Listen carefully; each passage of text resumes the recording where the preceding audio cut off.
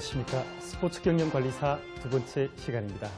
여러분, 제가 종종 엉뚱한 질문을 하나씩 받습니다. 그 질문이 무엇이냐 하면은 스포츠 경영관리사 2차 시험이 실기시험이라고 하니까 이 실기시험에 100m 달리기나 1000m 달리기 같은 것이 포함되는지 잘못 알고 질문하시는 분이 있는데, 스포츠 경영관리사 2차 시험은 주관식 필답형으로 치러집니다. 여러분, 스포츠 경영관리사 시험은 스포츠를 잘하는 사람만이 도전할 수 있는 시험이 아닙니다. 스포츠에 대한 사랑과 관심만 있으시다면 누구든지 도전할 수 있는 시험입니다. 먼저 학습 포인트를 보시겠습니다. 오늘의 학습 포인트입니다. 오늘은 스포츠 산업의 성장 배경이 무엇인지, 그리고 국내 스포츠 산업은 어떻게 분류되는지에 대해서 말씀드리겠습니다. 그리고 스포츠 산업 지원 정책에 들어가서 중요한 정책 위주로 스포츠 시설업의 지원 정책과 스포츠 용품업의 지원 정책에 대해서 말씀드리겠습니다. 먼저 스포츠 산업의 성장 배경에 대해서 알아보겠습니다. 스포츠 산업이 성장하게 된 중요한 계기는 몇 가지가 있습니다. 그 중에서도 스포츠 산업 같은 경우에는 시간과 돈이 필요한 산업입니다.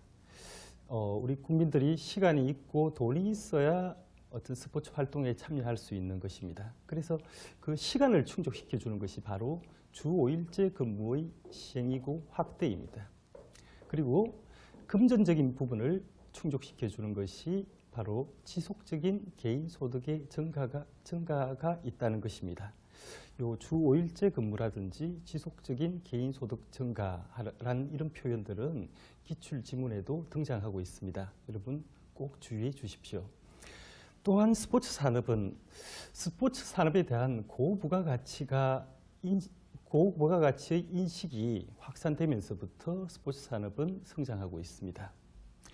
하나의 예를 들어서 똑같은 회사에서 나와 있는 똑같은 품질의 모자라고 하더라도 그 한 모자에 유명한 상표가 하나 붙어 있다면은 그 모자는 몇 배의 가치, 훨씬 비싼 가격에 판매될 수 있는 것입니다.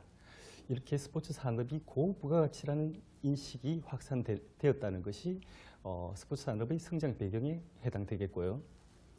그리고 또 중요한 요소가 있습니다. 정보통신 기술이 발달했다는 것입니다. 이제는 어디에서든지 인터넷을 통해서 스포츠 정보를 우리가 찾아볼 수 있고, 바로 몇 분 전에 일어났던 경기 결과에 대해서도 알아볼 수 있는 시대가 되었습니다. 그러한 정보통신 기술의 발달도 스포츠 산업의 성장 배경에 해당되겠습니다. 또한 정부의 스포츠 산업 정책에 대한 지원 또한 스포츠 산업의 성장 배경에 해당한다고 하겠습니다.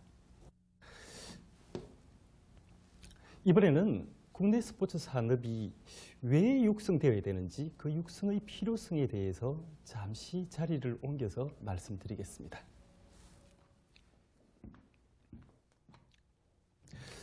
스포츠 산업의 육성 필요성, 스포츠 산업을 왜 육성해야 될까? 스포츠 산업은 일단 무한한 성장 가능성이 있는 산업이라는 것입니다. 미리 말씀드렸다시피 스포츠 산업의 어떤 그 고부가가치화라든지 이러한 것들이 무한한 성장 가능성을 가지고 있는 것이고, 또 스포츠라는 것이 어떤 세계 공통의 어떤 그런 문화 아니겠습니까? 스포츠 시장은 세계 전체를 그 기반으로 하는 시장인 것입니다. 그만큼 스포츠 산업은 무한한 성장 가능성이 있다는 것입니다. 그럼에도 불구하고 우리나라의 현실을 살펴보면은 법적이고 제도적인 기반, 법적 제도적 기반이 매우 열악한 상황입니다. 하루속히 스포츠 관련법이 정비되어야 되고, 어떤 스포츠 산업을 지원할 수 있는 제도들이 구비되어야 합니다. 그리고 하나 더 들 수 있는 것은 체육